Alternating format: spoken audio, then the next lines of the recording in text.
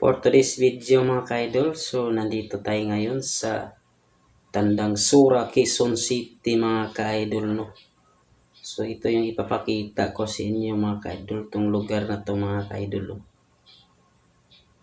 So malinis na rito mga ka-idol.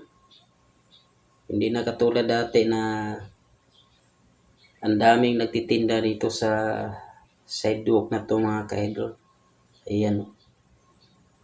Yung kapanahonan pa noon mga ka-idol, yung nagbibinta ng mga DVD, yung uso pang DVD dati mga ka-idol.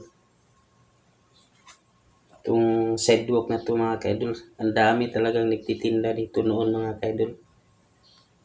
So ngayon, konti na lang mga ka-idol. Yan, napapansin natin, meron pa rito nagtitinda pero ilan-ilan lang mga ka-idol.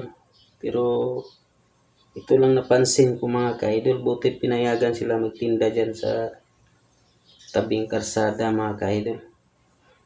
Kasi sa iba niyan, pinapaalis yan mga ka-idol. Bawal magtinda dyan. Ayan. So, itong lugar pala ito mga ka-idol, malapit to dito sa may palengke mga ka-idol. Ayan. Ang laki ng Quezon City mga ka-idol. Ito yung highway nila. Ayan. Ayan, papuntang Veterans yan mga ka-idol. Yung nakapila dyan na mga tricycle mga ka-idol. So, ang laki na talaga ang pinagbago mga ka-idol.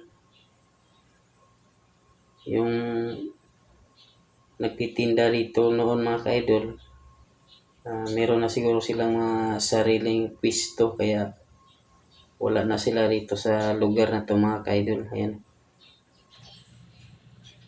Tapos dito naman sa bandang kanan mga ka-idol, no, merong ano dyan, paupahan ng tindahan mga ka-idol. Yung nagtitinda dyan mga ka-idol, halos nangupahan sila dyan mga ka-idol. Ayan, no. Tapos merong palawan dito sa bandang kilid mga ka-idol. Tapos yung bandang dulo naman, merong Sibuhan na Immulier dyan mga ka-idol. So, ayan mga ka-idol, dito na magtatapos ang ating video. Maraming salamat sa inyong pagpanood. Bye-bye mga ka-idol. And God bless.